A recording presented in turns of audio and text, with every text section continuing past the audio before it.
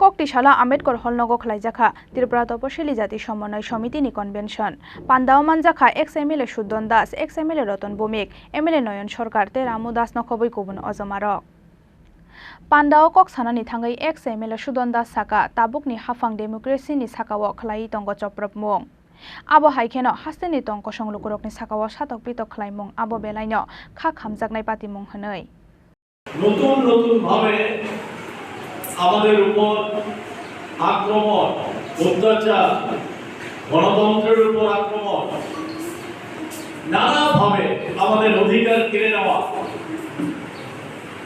যে সাংবিধানিক সুযোগ সুবিধা আমাদের ছিল সেগুলিকে কেড়ে নেওয়া, তার বিরুদ্ধে কথা বলার জন্য আমাদের যে সংগঠন করার অধিকার, গণতান্ত্রিক পদ্ধতিতে দাবি জানানোর অধিকার, সমস্ত কিছুকে কেড়ে নেওয়ার জন্য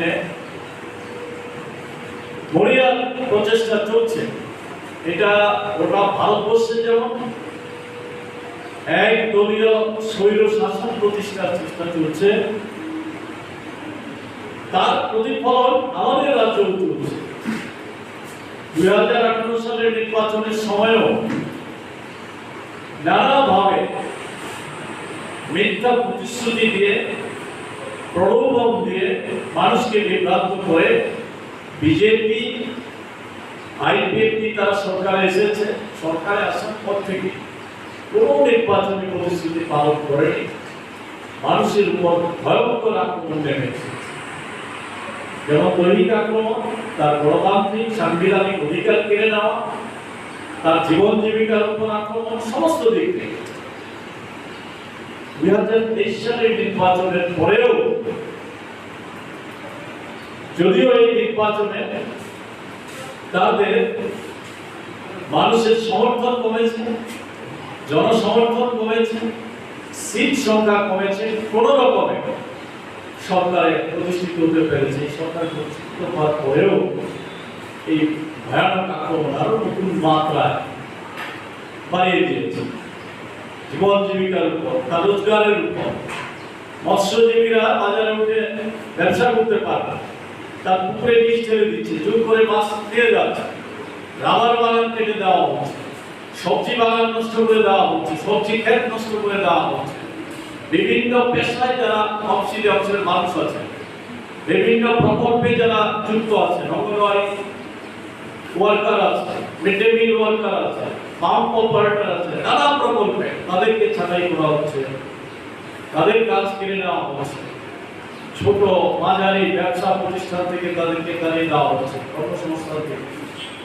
একদিকে যেমন দৈনিক নির্যাতন, আক্রমণ, অন্যদিকে তার রুটি রোজগারের উপর ভয়ঙ্কর আক্রমণ নামিয়ে আনা হয়েছে। এই পরিস্থিতি মোকাবেলা করার জন্য আমরা সমস্ত অংশের মানুষের মতামত নিয়ে আমাদের সংগঠনে যারা নিজ স্তর থেকে উপরের স্তর পর্যন্ত সবাই আছে, তাদের মতামত নিয়ে কোন পথে আমরা এই পরিস্থিতি মোকাবেলা করতে পারি, এটা যেমন আমরা ভাবব, তেমনি আজকের দিনে শোষক গোষ্ঠী যেভাবে নতুন নতুন কায়দায় মানুষের মধ্যে বিভাজন সৃষ্টি করে, ধর্মের ভিত্তিতে, বর্ণের ভিত্তিতে শোষণ ব্যবস্থাটাকে টিকিয়ে রাখার চেষ্টা করছে, তার বিরুদ্ধে কিভাবে ঐক্যবদ্ধ লড়াই করা যায়, সেই বিষয়গুলিকে প্রাধান্য দিয়ে আমরা এখানে আলোচনা করে এগিয়ে যাব। সেই লক্ষ্যে আমরা আজকের এই আলোচনা সভার আয়োজন আমরা করেছি। ব্যুরো রিপোর্ট চিনি খরাং।